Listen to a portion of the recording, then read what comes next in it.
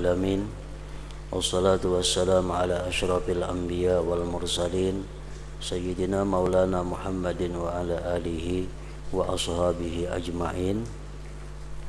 قال المصنف رحمه الله الإمام أبو حامد محمد بن محمد الغزالي كتاب النية والإخلاص. بسم الله الرحمن الرحيم. نحمدullah hamdas syakirin wa nu'minu bihi imanal muqinin wa nukirru bi wahdaniyatihi iqraras sadiqin wa nashhadu an la ilaha illallah rabbul alamin wa khaliqus samawati wal aradin wa mukalliful jinni wal insi wal malaikatil muqarrabin ayya'buduhu ibadatal mukhlisin.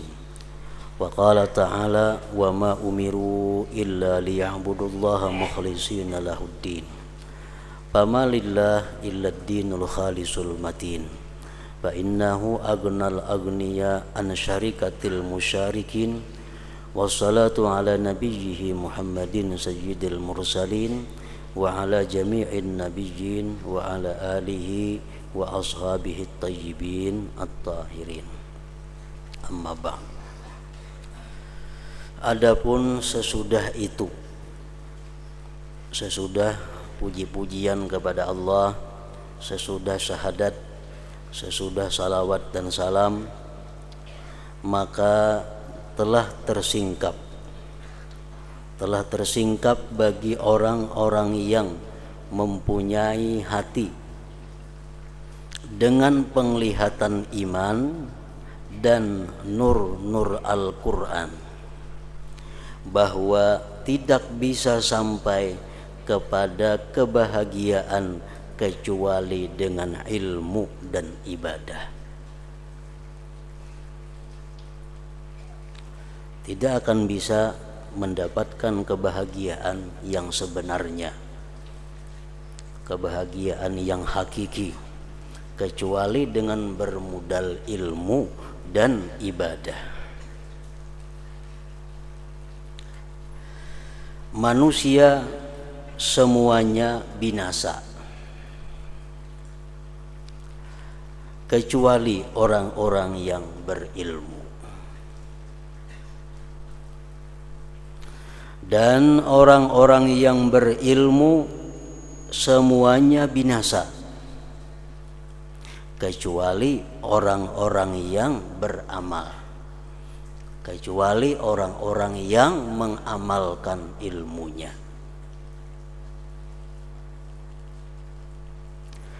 Dan orang-orang yang beramal semuanya binasa.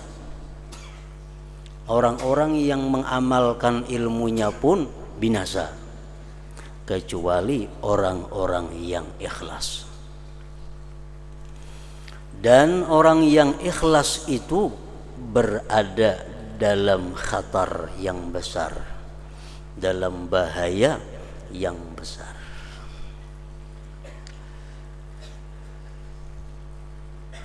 Sebab amal ibadah akan bermanfaat apabila mana dilakukan dengan ikhlas.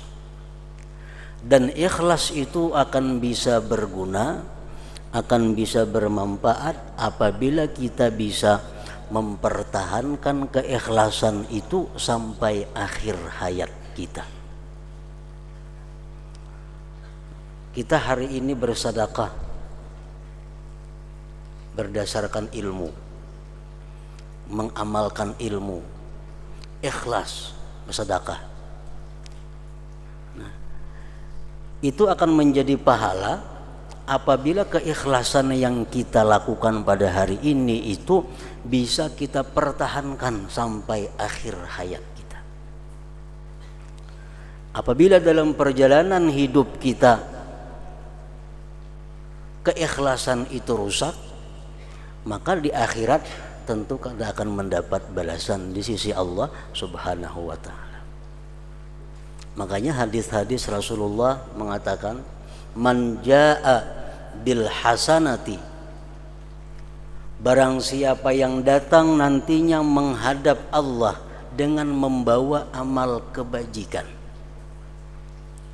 Nah, berarti apa?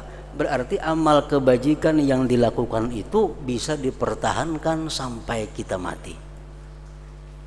Banyak orang yang beribadah, banyak orang yang beramal baik, namun binasa di tengah jalan. Nah, ada beberapa sebab yang sudah kita baca, kita ketahui dalam kitab-kitab yang dahulu, sebab-sebab yang menggugurkan amal. Antara lain seperti nadam, penyesalan.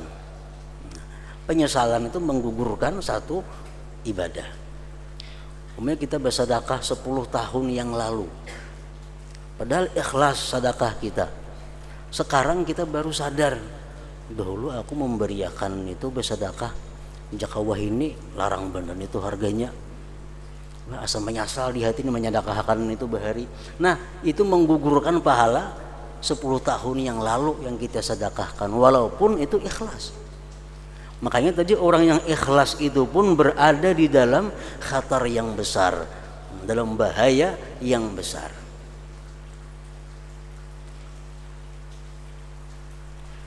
Firman Allah mengatakan, yauma la yanfa'u malu wala banun illa man atallah biqalbin salim. Hari kiamat itu tidak berguna harta, tidak berguna anak, kecuali orang yang datang menghadap Allah biqalbin salim, dengan hati yang selamat. Nah, artinya apa? Amal ibadah yang dilakukan itu akan berguna apabila sampai kita mati bisa menghadap Allah membawa dengan amal ibadah itu.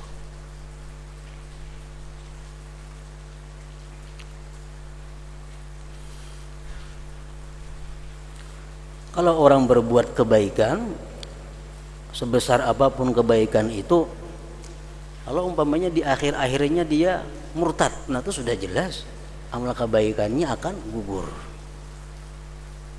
Tapi banyak hal yang menggugurkan amal dan perbuatan itu,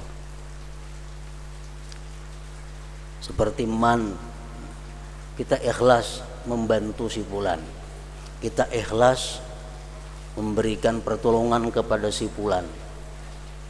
20 tahun berikutnya lalu kita kita menyebut-nyebut, dahulu tahu lah ikam 20 tahun yang lalu tuh si fulan itu kada napa-napanya, aku nang membantuinya, aku nang modaliinya, jangan tidak ada jadi napa-napa. Padahal 20 tahun lalu kita ikhlas membantu itu. Tapi karena sekarang ini kita kita menyebut-nyebut, itu akan menggugurkan pahala.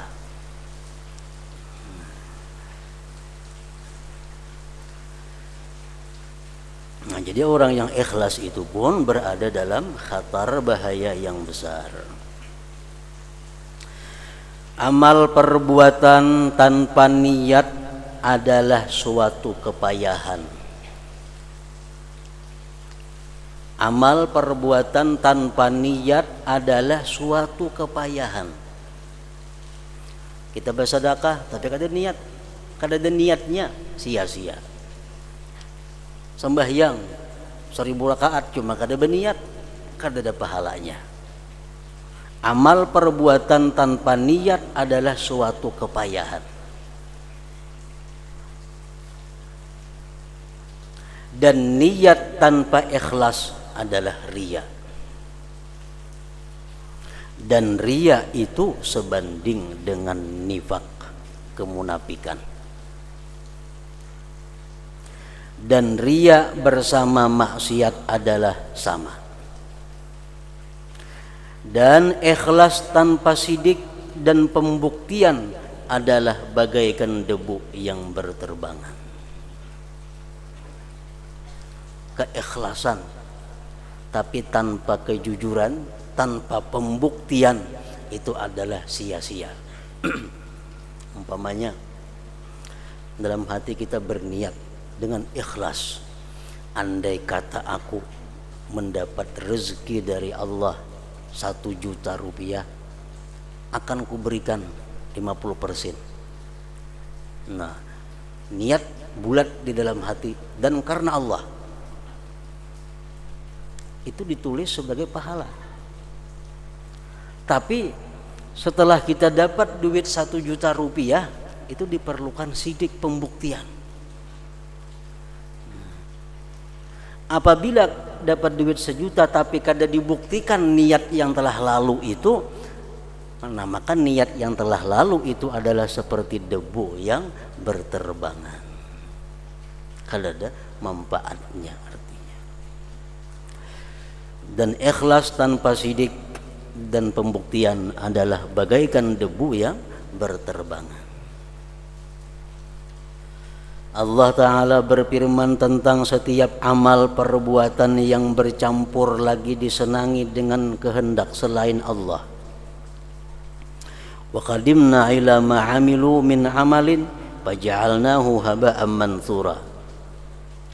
Artinya, dan kami hadapi segala amal yang mereka kerjakan, lalu kami jadikan amal itu bagaikan debu yang berterbangan. Amal ibadah dijadikan Allah seperti debu yang berterbangan karena niatnya itu tidak murni karena Allah Subhanahu wa ta'ala.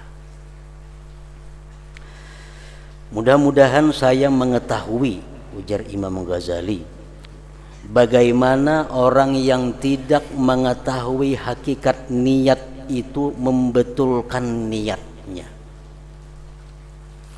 Orang nang kada tahu niat tu sabujurannya macam apa, kada tahu kayak apa hendak membujurakan niatnya.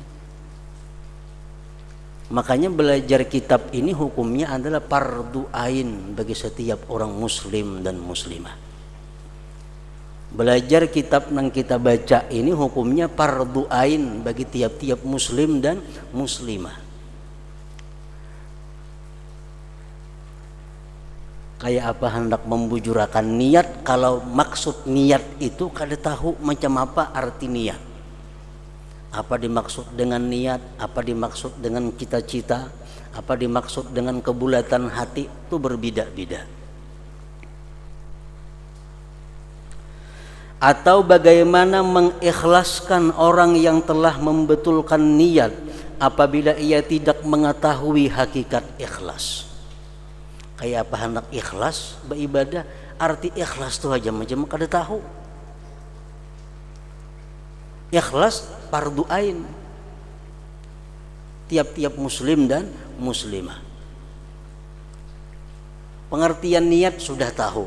Kayak apa niatnya supaya ikhlas, kalau arti ikhlas kada tahu. Dikira asa ikhlas sudah sembahyang, asa ikhlas sudah bersedekah, asa ikhlas sudah berbuat, padahal kada tahu nang apa sebujurnya ikhlas itu.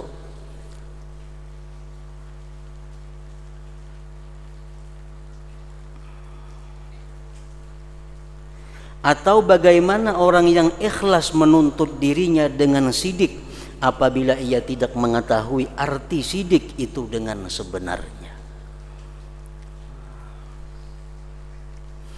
Maka tugas yang pertama bagi setiap hamba yang berkehendak taat kepada Allah adalah bahwa ia belajar niat.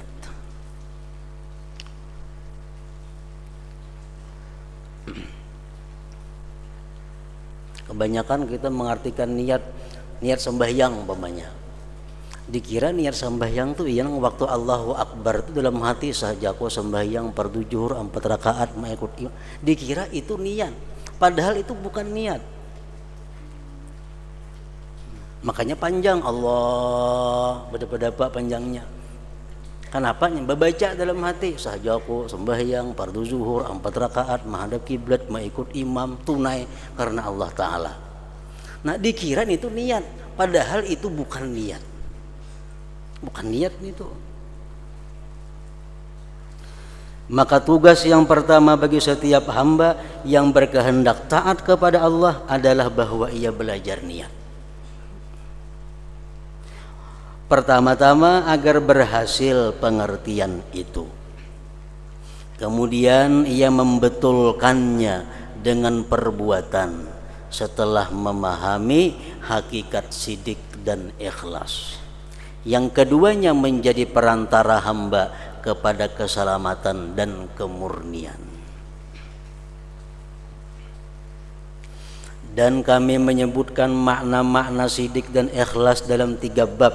Bab yang pertama tentang hakikat niat dan maknanya.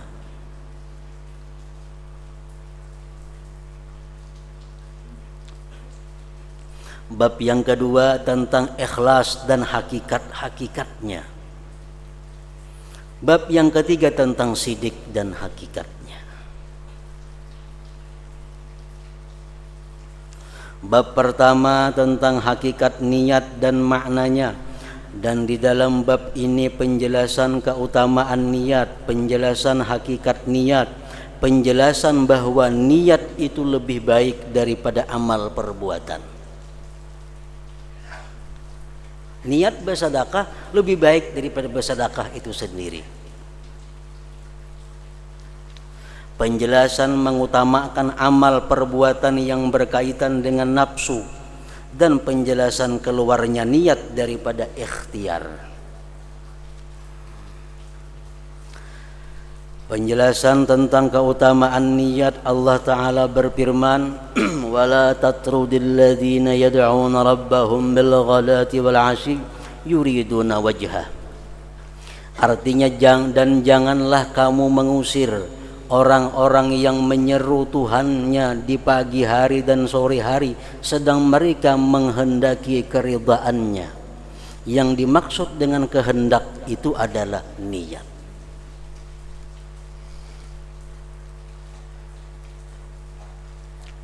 Waktu di Mekah Rasulullah Sallallahu Alaihi Wasallam beliau duduk di satu tempat dikelilingi oleh sahabat-sahabat beliau, yang mana sahabat-sahabat beliau pada awal-awal Islam itu adalah kebanyakan para fakir miskin dan hamba sahaya.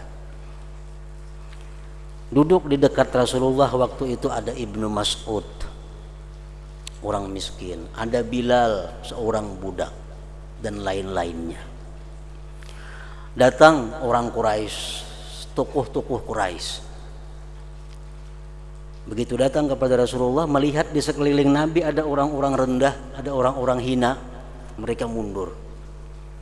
Nah, lalu mereka berpesan kepada Nabi, wahai, katakan kepada Nabi Muhammad, kami mau mendekati Muhammad asalkan dia mengusir orang-orang rendahan itu. Kami kada akan bergabung dengan bubuhan itu. Nabi kita sudah merencanakan itu demi untuk berislamnya tokoh-tokoh Quraisy ini. Nah, Nabi mau mengalahkan orang-orang fakir miskin ini, disuruh ke pinggir. Tokoh Quraisy ini di hadapan Nabi dengan harapan beliau supaya mau masuk Islam. Tapi Allah kada mau. Ya Tuhan, wala tatrudil ladzina yad'una rabbahum. Dan janganlah kamu mengusir orang-orang yang beribadah kepada Tuhan pagi dan petang semata-mata menghendaki Allah Subhanahu wa ta'ala. Dan Rasulullah sallallahu alaihi wasallam bersabda, innamal a'malu binniyat wa likulli imri'in ma nawa, faman kanat hijratuhu ila Allah wa rasulih fahijratuhu ila Allah wa rasulih, wa man kanat hijratuhu ila dunya yusibuha aw imra'ati yankihuha fahijratuhu ila ma hajara ilaihi. Artinya, hanya saja amal perbuatan itu dengan niat, dan setiap orang itu mendapat apa yang ia niatkan. Kalau niatnya karena Allah, dia berhak mengambil balasan di sisi Allah. Kalau dia niatnya untuk mendapatkan surga, dia akan dapat surga. Niatnya akan mendapatkan keridhaan Allah, dia dapat keridhaan Allah. Maka barang siapa hijrahnya kepada Allah dan Rasulnya, maka hijrahnya itu kepada Allah dan Rasulnya. Barang siapa yang meninggalkan kota Mekah ke Madinah semata-mata menjunjung perintah Allah dan Rasul, maka dia akan dapat pahala keridhaan daripada Allah dan Rasul. Dan barang siapa hijrahnya kepada dunia yang ingin diperolehnya atau perempuan yang akan dikawininya, maka hijrahnya itu kepada apa yang ia hijrah kepadanya. Nah, jadi di zaman Nabi itu macam-macam orang yang hijrah ke Madinah itu. Ada yang hijrah ke Madinah karena mengikut Nabi. Ada yang hijrah ke Madinah karena kongsian usaha hijrah ke Madinah. Ada yang hijrah ke Madinah karena tunangan hijrah ke Madinah. Nah, jadi kata Rasulullah, siapa yang hijrah karena dunia, karena usaha, dia akan dapat usahanya. Siapa hijrah karena perempuan, dia akan dapat perempuannya. Siapa hijrah kepada Allah dan Rasul, dia akan mendapatkan Allah dan Rasulnya. Dan Rasulullah sallallahu alaihi wasallam bersabda, "Aktsaru syuhada ummati ashabul parsi, wa rubba katilin bainas saffaini Allahu a'lam biniyatihi." Artinya, kebanyakan orang-orang yang mati syahid di antara umatku adalah orang-orang mati di atas alas tidur.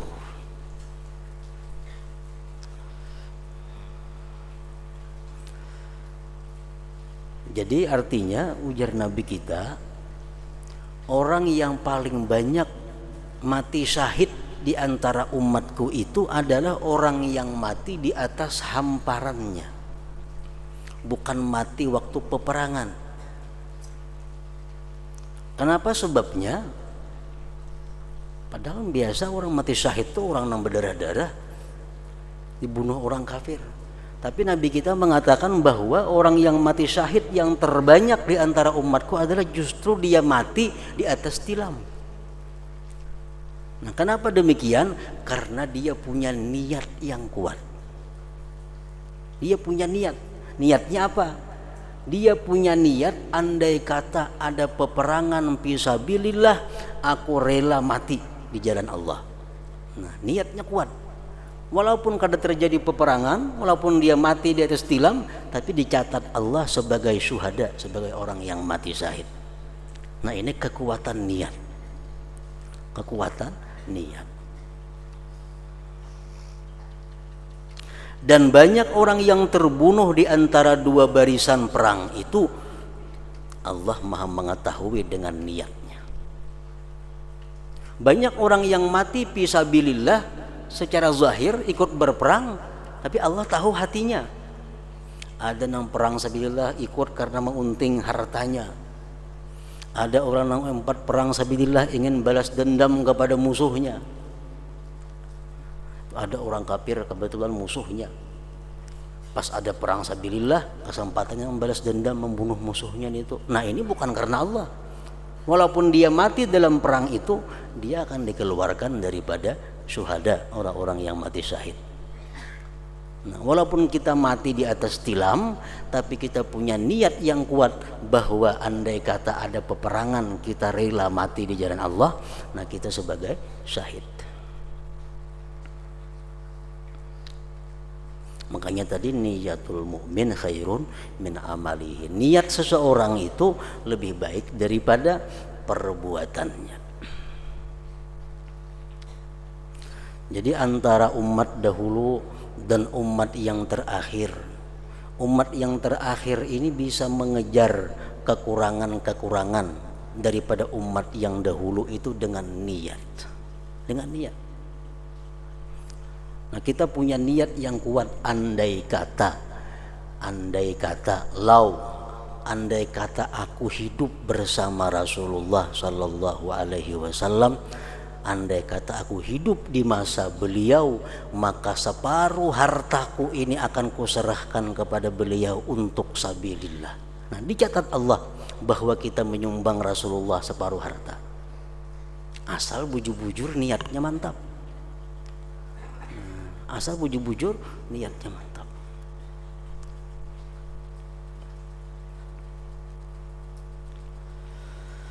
Allah Ta'ala berfirman, "Yurida islahan yuwaffiqillah bainahuma."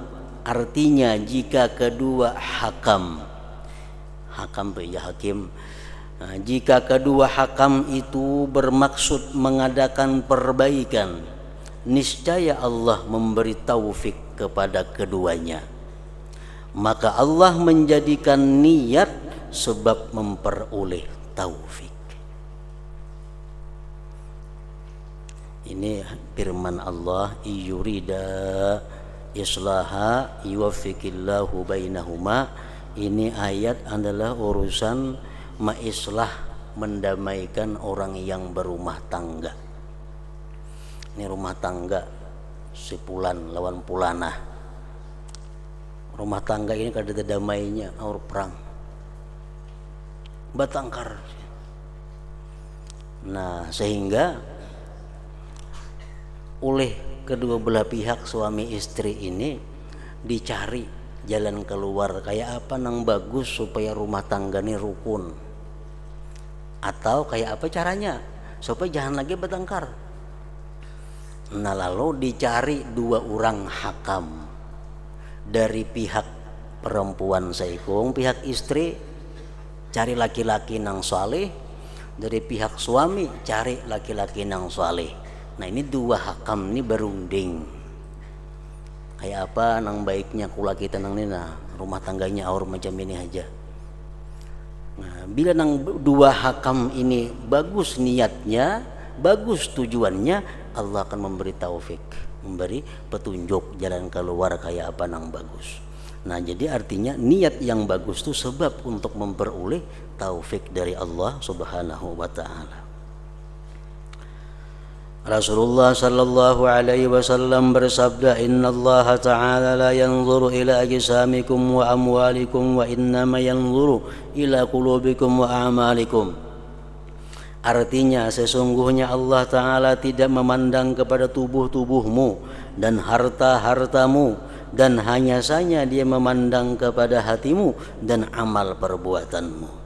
Hanya saja Allah memandang kepada hatimu karena hati itu tempat dugaan niat. Allah memandang kepada hati.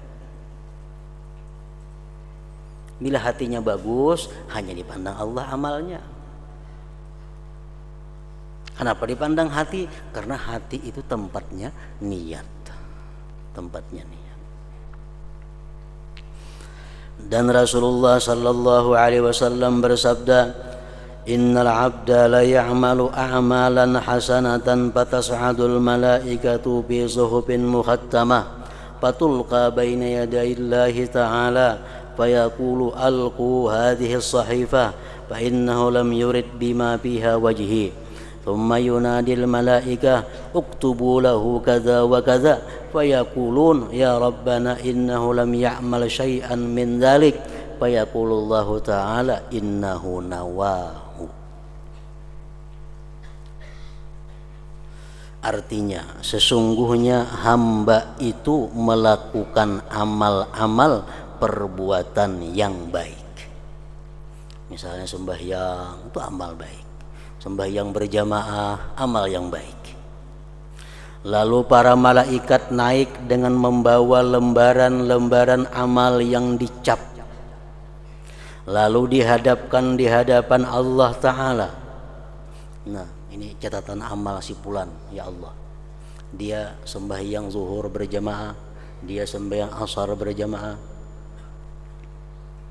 Maka dia berfirman, lemparkan ya Tuhan lembaran amal ini, buang lembaran amal itu, karena sesungguhnya ia tidak menghendaki keridhaanku dengan apa yang ada di dalamnya. Ini kada ikhlas ya Tuhan, buang itu. Kemudian dia Allah memanggil malaikat, ya Tuhan tulislah begini baginya ini dan ini. Ya Tuhan tulis pencuri, tulis ingin itu penipu. Lalu para malaikat berkata, sesungguhnya ia tidak berbuat sedikit pun dari yang demikian itu. Ya Allah, dia kada mencuri, dia di masjid sembahyang zuhur berjamaah, Jumat berjamaah, kada mencuri. Maka Allah Ta'ala berfirman, sesungguhnya ia telah meniatkannya.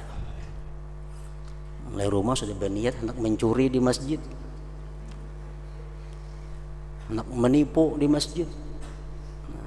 Malaikat menulis coba ini sembahyang berjamaah, tapi Allah menulis hatinya.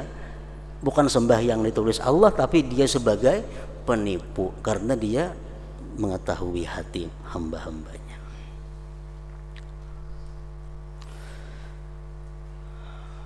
Sungguhnya ia tidak berbuat sedikit pun dari yang demikian itu. Maka Allah Ta'ala berfirman, sesungguhnya ia telah meniatkannya.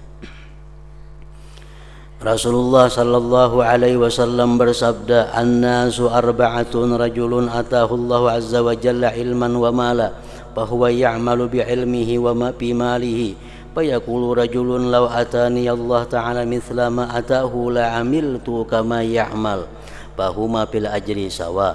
Wa rajulun atahu Allah Ta'ala malan wa lam yu'tihi ilma, fahuwa yatakhabbatu bi jahlihi fi malihi, fayaqulu rajulun law atani Allahu mithla ma atahu amiltu kama ya'malu, fahuma fil wizri sawa."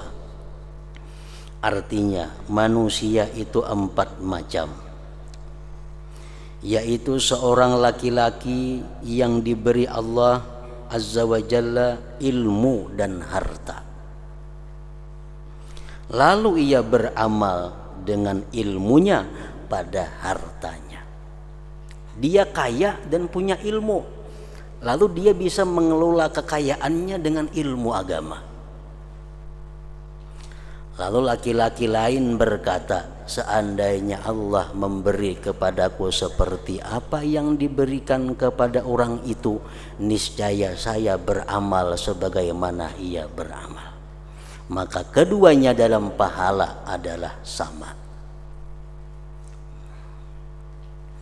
Dan seorang laki-laki yang diberi oleh Allah Ta'ala harta tetapi tidak diberi ilmu, lalu ia bertindak dengan kebodohannya pada hartanya, lalu laki-laki lain berkata, seandainya Allah memberi kepadaku seperti apa yang diberikan kepada orang itu, niscaya saya berbuat sebagaimana ia berbuat. Maka keduanya dalam dosa adalah sama.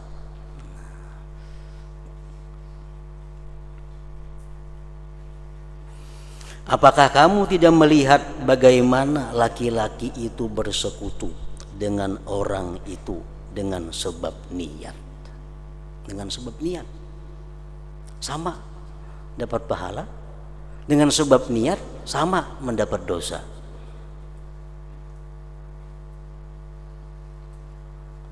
Orang ke masjid sembahyang berjamaah, nang saikung berjamaah ke masjid lillahi ta'ala, biasa bayar untung habis. Nang saikung berjamaah di masjid tapi dengan niatnya ada di dalam hati. Andai kata nang jadi imam ini nang Rasulullah, maka alangkah bahagianya aku mengikut dengan Rasulullah. Nah, dapat pahala mengikut dengan Rasulullah sallallahu alaihi wasallam karena niatnya. Nang saikung kada terpikirkan itu. Dapat pahala 27 berjamaah.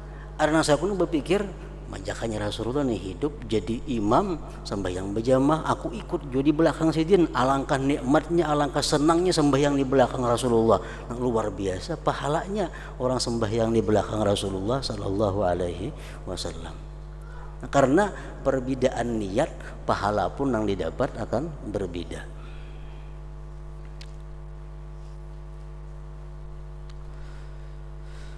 Begitu pula hadis Anas bin Malik bahwa ketika Rasulullah sallallahu alaihi wasallam berangkat pada perang Tabuk, maka beliau bersabda, "Inna bil madinati aqwaman ma qata'na wadiyan wala wati'na mauti'an yaghizul kuffara wala anfaqna nafaqatan wala asabatna makhmasa illa syarikuna fi dzalik wa hum bil Madinah." Qalu wa kaifa dzalik ya Rasulullah? Walaisu ma'ana, qala habasahumul uzru fasyariku bihusnin niyat. Artinya, ujar Nabi kita, sesungguhnya di Madinah ada beberapa kaum Ini Nabi bersabda waktu beliau dalam peperangan Tabuk, tempat yang jauh dari Madinah. Ujar Nabi, di Madinah itu ada beberapa kaum di mana kita tidak menyeberangi suatu lembah dan kita tidak berjalan dengan suatu perjalanan yang dapat memarahkan orang-orang kafir, dan kita tidak mengeluarkan perbelanjaan, dan kita tidak tertimpa kelaparan, melainkan mereka bersekutu dengan kita pada yang demikian itu.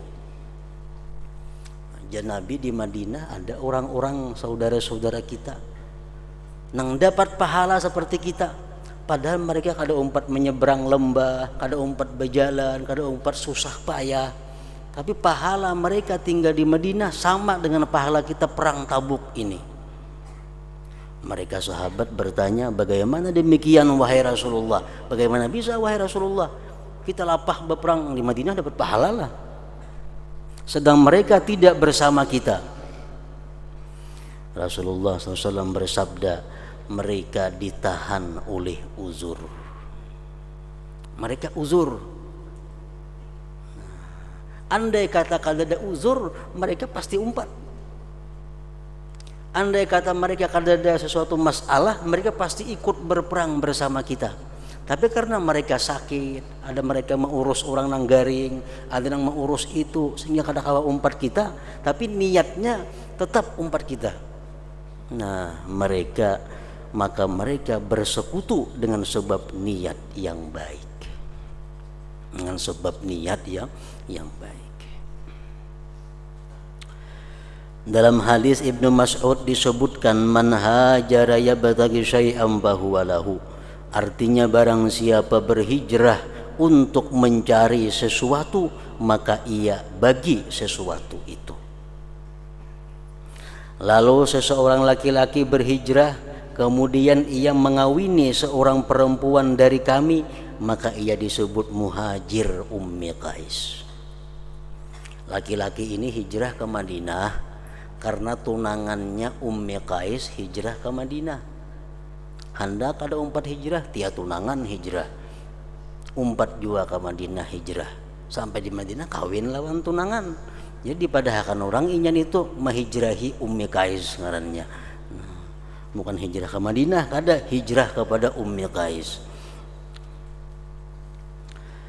Begitu pula dalam hadis bahwa seorang laki-laki terbunuh fisabilillah dan ia dipanggil qatilul himar, orang yang terbunuh karena keledai, karena ia memerangi laki-laki lain untuk mengambil harta salapnya dan keledainya.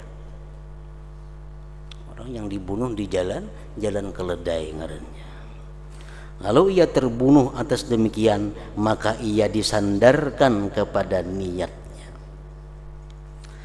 Dalam hadis Ubadah dari Rasulullah sallallahu alaihi wasallam bersabda, man ghaza wa huwa la yanwi illa iqala falahu manawa. Artinya barang siapa berperang sedang ia tidak berniat kecuali tali pengikat, maka ia memperoleh apa yang diniatkan. Yang dalam perang itu ada harta yang disebut ghanimah, ada harta yang disebut ngarannya salab. Salab itu adalah harta yang ada di tubuh orang kafir. Misal orang kafir memakai gelang jam, orang kafir beutas, orang kafir beikat pinggang, orang kafirnya bakuda, orang kafirnya bepedang. Berhadapan lawan kita, kita bunuh orang kafir itu. Nah, seluruh harta yang ada pada diri orang kafir itu ampun kita. Itu ngarannya salab. Nah, jadi sebagian orang Islam ada yang maunting namanya orang kafir nang tasugih itu ditanginya. Nah, karena utas kiri kanan, gelang jam macam-macam di tangan banyak. Nah, jadi itu ngarannya orang nang berperang karena itu. Nah, kalau dalam peperangan itu kita dapat kebun, dapat gedung, dapat macam-macam, nah itu ngarannya harta ghanimah, harta pampasan perang. Kalau dalam tubuh orang kafir itu ngarannya harta salab.